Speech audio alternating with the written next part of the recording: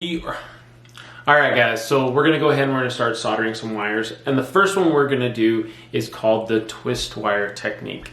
So this is the one that I just finished. Let me go and see if I can get you a little closer to that. There we go. So this is the one that I just finished doing. And all it is if we go back and we look at our whiteboard, is we got two wires. We'll go ahead and we'll draw the insulation, kind of like this. All I've done is I took those two wires and I just spin them, okay? I'm gonna try to do that the best I can on camera, but it's a little bit difficult to see some of the small stuff, especially with the camera equipment that I have. So go ahead and, like I said, strip yourself back about 3/4 of an inch, half to 3/4, whatever you feel most comfortable with. Spin them as tight as possible.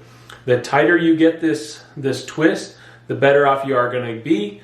If you have a bunch of air gaps in there, it's going to cause a lot of problems, all right?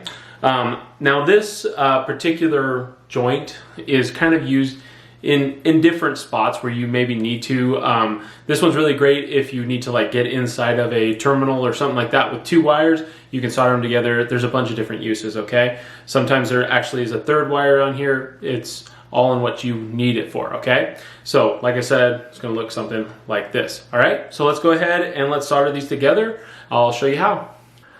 All right, guys, so again, all I've done is I went ahead and cut my wires beforehand. That way, I didn't do that on camera. So what we're gonna do for the twist wire technique is we're just gonna put these things together and then just twist them, okay? It's best to get as tight as a possible twist as you can. Just like that. See how nice and tight all of my my weaves are, I guess, there. And then all I do is I usually will take it and I just put it into one of these jaws. Give yourself a little bit of space from the jaw. Try not to let the wires hang where your hand is going to be. I've been doing them from the back side just because I'm trying to film. You are more than welcome to come in from the front or come in from over here to do this, all right?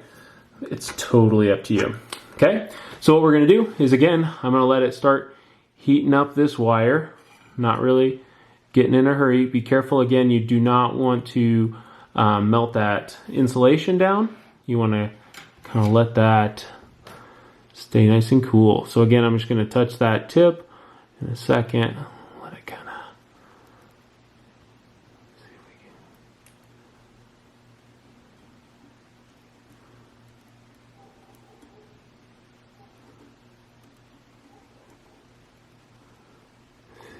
See, and I'm just touching the top of this now. See, there's going to be a little bit of a bubble there. That's all right to have a little bit extra.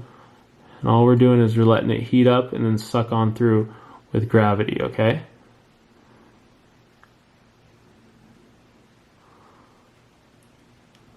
And then I try to go a little bit back a little ways, but not too far. Oh, we don't want that little hanger there, okay? All right, so I'm gonna put this away. And then we can go ahead and we can take a look at this. And we can see that it's, go ahead and zoom in on that. We can see that it's, all the wires are soldered nicely all the way around, okay? If you need to, I didn't really explain this in the last video or the last project. If you need to, you can take it and actually flip it over and do the other side.